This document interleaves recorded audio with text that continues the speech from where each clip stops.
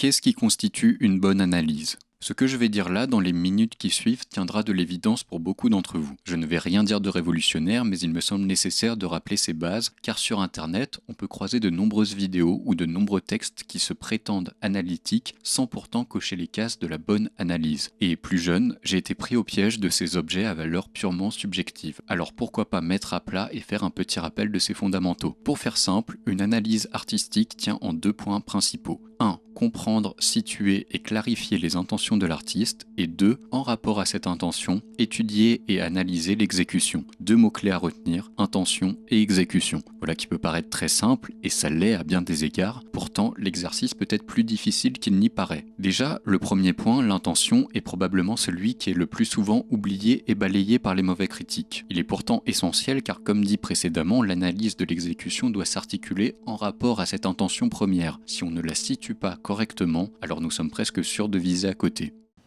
Lily, keys.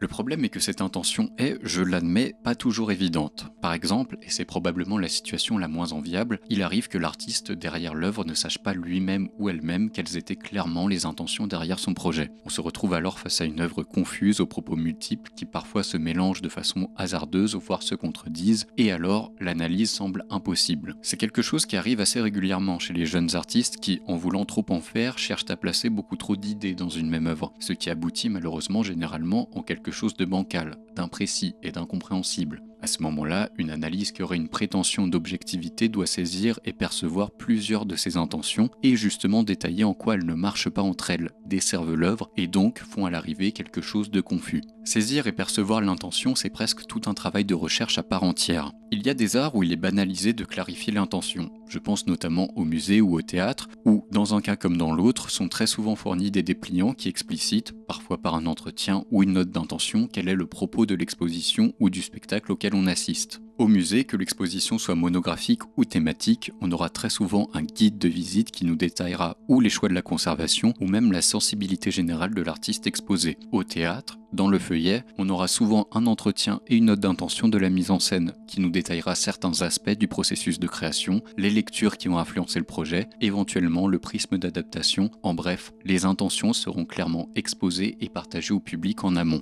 Tout de suite, on nous met dans une position où l'on peut regarder purement l'exécution et juger de si elle est à la hauteur et adéquate avec les prétentions artistiques exposées. Mais quand il s'agit de lire un livre ou surtout de regarder un film, nous n'avons pas forcément accès à cette intention artistique qu'il nous convient un peu de déchiffrer et de percevoir nous-mêmes lors de la lecture ou du visionnage. Et c'est bien là tout le problème que nous avons pour pouvoir émettre une analyse un tant soit peu objective. C'est un problème que j'ai régulièrement observé sur YouTube où des vidéastes vont parler d'un film, patauger un peu, tourner en rond et utiliser des propos assez étranges comme « je n'ai pas compris pourquoi le film se termine de cette manière, je n'ai pas compris le pourquoi de telle scène, il aurait fallu terminer à ce moment-là, pourquoi un tel choix de cadrage et de photographie ?» Et souvent, la réponse à ces pourquoi est dans l'intention même qui n'a pas été correctement située et comprise.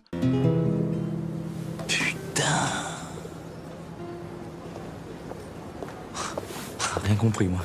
D'où son aspect central. Si on ne la saisit pas, la discussion qui suivra sera vite stérile et peu intéressante. Ou alors, il faut d'emblée admettre que cette vidéo n'est qu'un avis purement subjectif de quelqu'un qui n'est probablement pas sûr d'avoir compris tous les tenants et aboutissants, en bref, retirer toute prétention d'analyse et d'objectivité. How do you know what's good for me? That's my opinion!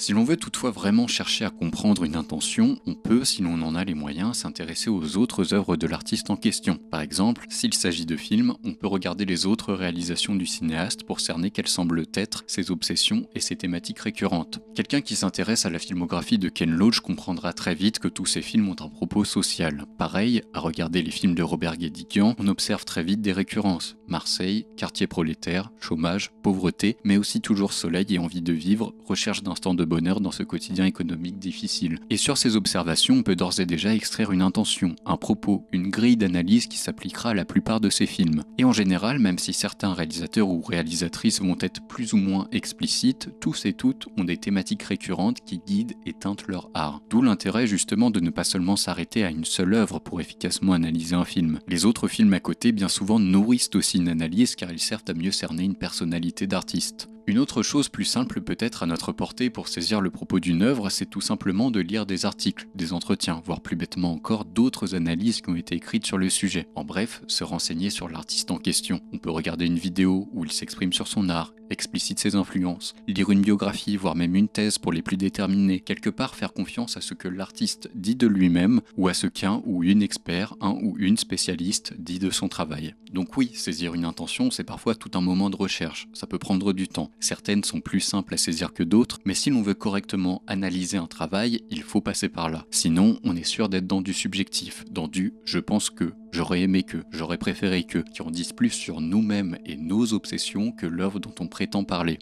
Why do you want to be an architect? I don't want to be an architect. Yes. Yes, exactly. It's not something you want to be. It's something you need to be.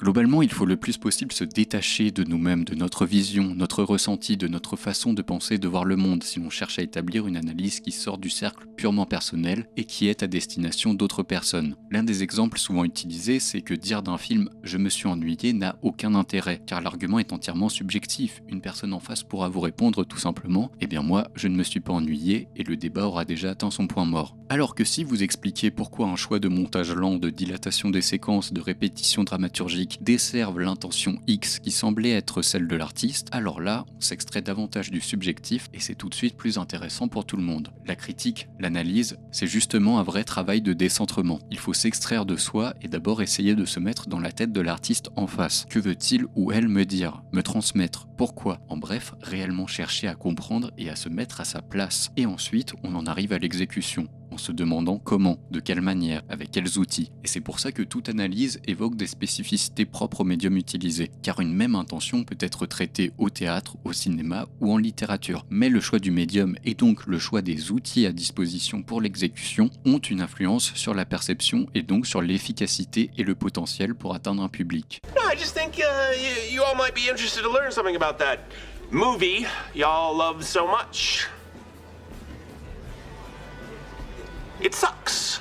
Exemple, quand on parle de cinéma, on sait qu'il y aura un choix de cadrage, de montage, de découpage qui seront présents. Tous ces éléments, ou l'un d'entre eux en particulier, sont-ils au service, justement, de cette intention, de ce propos? Comment l'augmente-t-il? Comment ceci accorde-t-il une saveur particulière et unique à ce dernier? Alors bien sûr, il restera toujours une part de subjectif. On trouvera toujours des dissensus, par exemple, si un film fait un choix de réalisation simple et austère pour traiter d'un tel sujet, il y en aura pour trouver que c'est à propos pour conserver toute la gravité d'un tel sujet, et d'autres pour trouver au contraire que la réalisation aurait dû exalter certains moments, certains passages, créer du contraste pour appuyer la gravité de certains moments. Des désaccords, il y en aura toujours, mais au moins dans ce cas de figure, on discute d'esthétique, et nous ne sommes pas dans la situation où deux individus discutent dans le vent d'un film, ou en lui prêtant des intentions qui sont les leurs, ou en déplorant que le propos n'est pas celui qu'ils auraient aimé voir.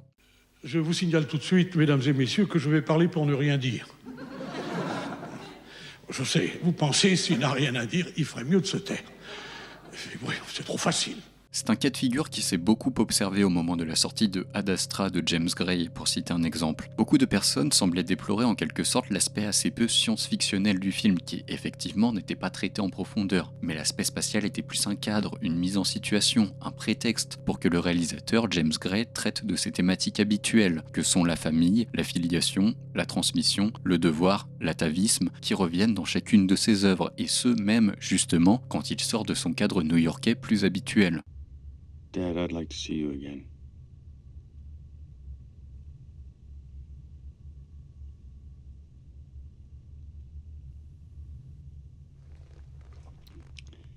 I recall how we used to watch black and white movies together, and musicals were your favorite.